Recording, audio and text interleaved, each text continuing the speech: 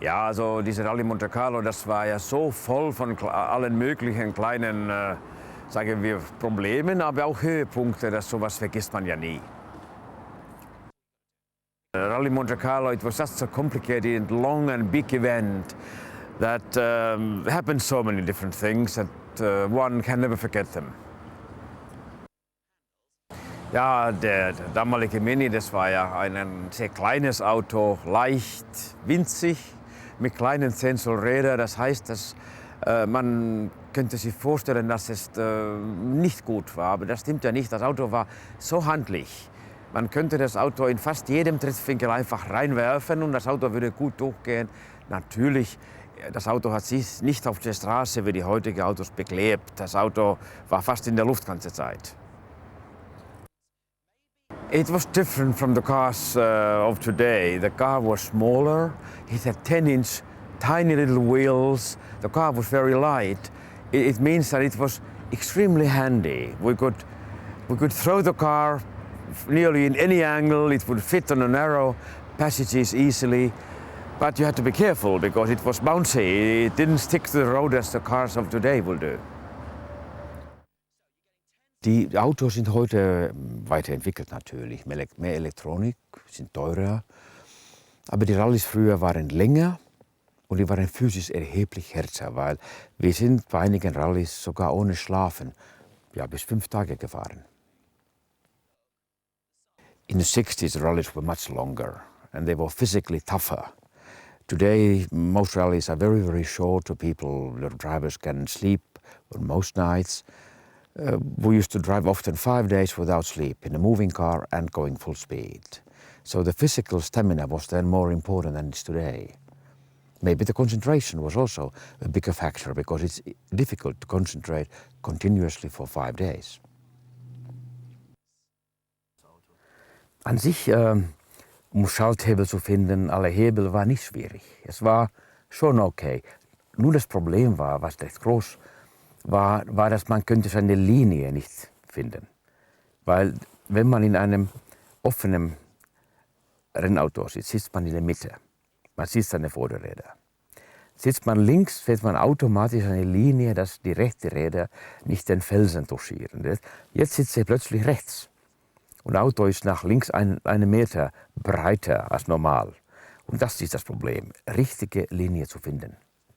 Rauno, As such, it was not difficult. I could easily get used to the gear lever, all the different switches and levers, no problem. But the problem was to pick up the right line on the road. Because if you're sitting in a monoposto in the middle of a car, and you can see your front wheels in the racetrack, it's no problem. You easily find your ideal line.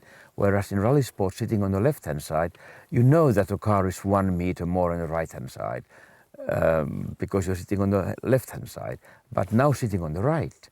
The problem is suddenly the car is 1 meter wider to the left than you expect, and that's where you easily touch everything with your left-hand side. Linksbremsen hat gleiche Zielsetzung wie Handbremse. Nicht Wende, sondern mit Handbremse das Auto anstellen. Ein frontangetriebenes Auto ist grundsätzlich untersteuernd. Das heißt, in engen Kurven schiebt das Auto geradeaus und das kann man helfen.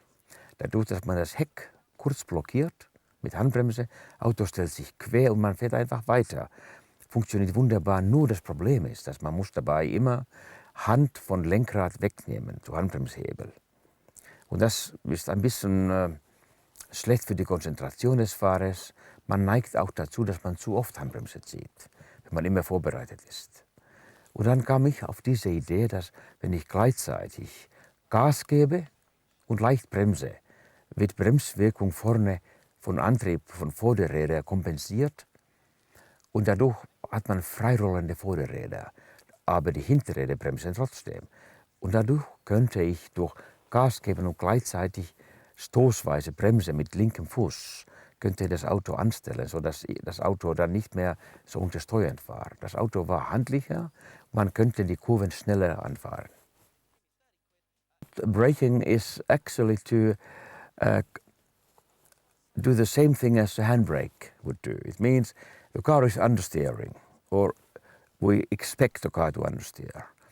Then we have to set up the car sideways slightly. And in a front-wheel driven car, you normally used to do it in the early days with a handbrake. And I found that it was confusing, taking your hand off the steering wheel, putting it to the handbrake lever. In addition, the handbrake didn't always work, and then it was a bit of a chaos.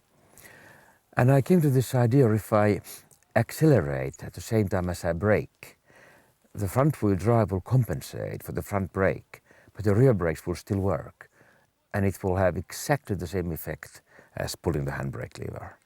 I started to learn this, and it took quite a long time. In the beginning, I made many big holes in the snowbanks when the car went straight on. It means I brake too hard with my left foot. It's rather difficult to find the just correct pressure for your left foot when you're braking. Ja, so der neue Mini ist ähnlich wie alte Mini. Es heißt kleiner Überhang vorne. Auto reagiert sehr extrem gut und schnell auf Lenkung.